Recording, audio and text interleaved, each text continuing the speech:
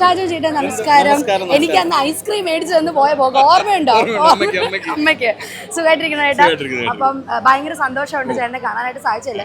ഞാനേ ചേട്ടൻ ഇന്ന് ഇവിടെ വരുമെന്നും ചേട്ടനൊരു സാധനം കാണിച്ചു തരണമെന്ന് വിചാരിച്ചിരിക്കുകയാണ്. ഇതൊന്ന് ചേട്ടൻ കണ്ടിട്ട് ഇതിനെക്കുറിച്ചാണ് ഇന്ന് എനിക്ക് ചോദിക്കാനുള്ളത്. കാണാൻ പറ്റുന്നുണ്ടോ? ബ്രൈറ്റ്നെസ് ഉണ്ട്.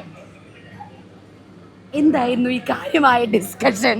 കാരണം ഇത് നമുക്ക് പ്രേക്ഷകർക്ക് പിന്നെ കാണിച്ചു കൊടുക്കാം. നമ്മളുടെ അമ്മയുടെ പരിപാടിക്ക് വന്നപ്പം ചേട്ടനും നമ്മുടെ ലാലേട്ടനും കൂടെ ഭയങ്കര കാര്യമായൊരു ഡിസ്കഷൻ കഴിഞ്ഞ് അങ്ങ് പോകുന്നത് ഞാൻ കണ്ടായിരുന്നു. ഇനിയിപ്പം D3 വരാൻ പോവാണ്, ദൃശ്യം 3. അതിനെക്കുറിച്ചായിരുന്നോ ചർച്ച? അല്ല, അതിനെക്കുറിച്ചല്ല. അതിപ്പം ഞങ്ങൾ എപ്പോഴും കാണുമ്പം സൗഹൃദം, എല്ലാവരോടും ലാലേട്ടൻ പെരുമാറുന്നത് ഇങ്ങനെ തന്നെയാണ്. കാര്യം അമ്മയിലുള്ള എല്ലാവരോടും ലാലേട്ടൻ ഒരുപോലെ ഇഷ്ടമാണ്. പിന്നെ പ്രത്യേകിച്ച് നമ്മളൊക്കെ ഒരുമിച്ച് വർക്ക് ചെയ്തിട്ടുള്ള ആളായതുകൊണ്ട് നമ്മളോടൊരു പൊടിക്ക് ഇഷ്ടം കൂടുതലുണ്ടെന്ന് നമുക്ക് തോന്നിയിട്ടുണ്ട്. അത് എല്ലാവർക്കും തോന്നുന്നൊരു കാര്യം തന്നെയാണ്. അങ്ങനെ പിന്നെ നമുക്ക് ലാലേട്ടനെ കാണുക, മമ്മൂക്കെ കാണുക എന്ന് പറഞ്ഞു കഴിഞ്ഞാൽ എത്ര തവണ കണ്ടാലും മതിയാവില്ലല്ലോ. അതുകൊണ്ട് നമ്മുടെ മനസ്സിലൊരു എക്സ്പീരിയൻസ് അതാണ്. അപ്പോൾ ലാലേട്ടൻ്റെ ഉള്ളിലുള്ള സ്നേഹം പ്രകടിപ്പിച്ചതാണ്.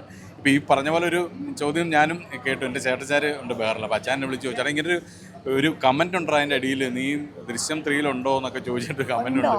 എനിക്ക് അറിഞ്ഞുകൂടാ, അങ്ങനെ ഉണ്ടാവും ഇല്ല. ദൈവത്തിനാണ് ഈ നിമിഷം വരെ നമുക്ക് അറിഞ്ഞുകൂടാ. ദൈവമേ ചേട്ടൻ ദൈവത്തിനാണെന്നൊക്കെ പറഞ്ഞ് സത്യം ചെയ്യുന്നത് അല്ല, നമ്മളത് നമുക്ക് അവരുടെ ഭാഗത്തു നിന്നൊരു ഒഫീഷ്യലായിട്ടുള്ളൊരു അറിയിപ്പ് വന്നാലേ നമുക്കും അറിയാൻ പറ്റുള്ളൂ.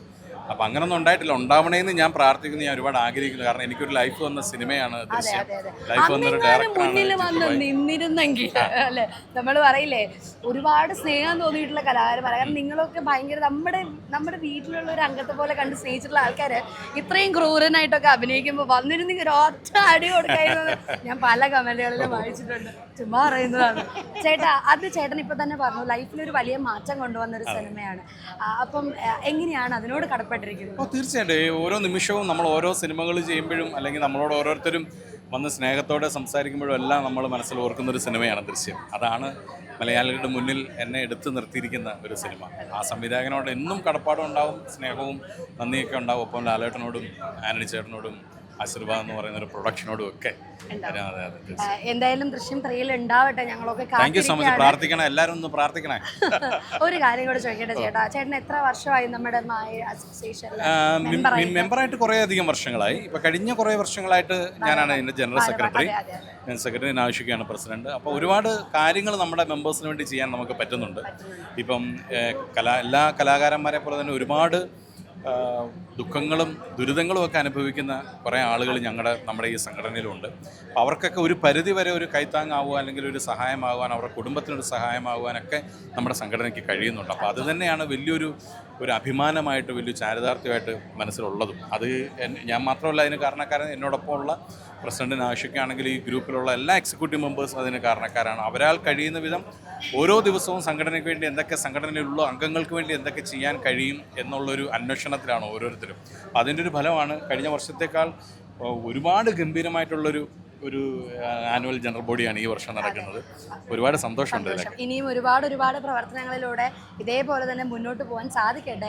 ചേട്ടൻ ഇപ്പം ഒരു കാര്യം കൂടെ ചോദിച്ചിട്ടുണ്ട്, എനിക്ക് അറിയാൻ തിരക്കുകളുണ്ടെന്ന്.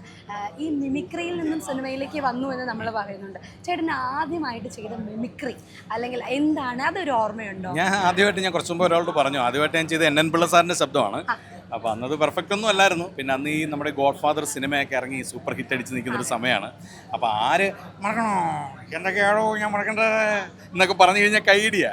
അപ്പോൾ അങ്ങനെ നമ്മുടെ നാട്ടിൻപുറത്ത് തന്നെ, ഞാൻ കോട്ടയംകാരനാണ്, അപ്പോൾ കോട്ടയത്ത് തന്നെ ഒരു സ്ഥലത്ത് ഇങ്ങനെ അവതരിപ്പിച്ചു. എൻ്റെ ചേട്ടനാണ് എന്നെ മിമിക്രിയിലേക്ക് കൊണ്ടുവന്ന് ഷിച്ചാൻ.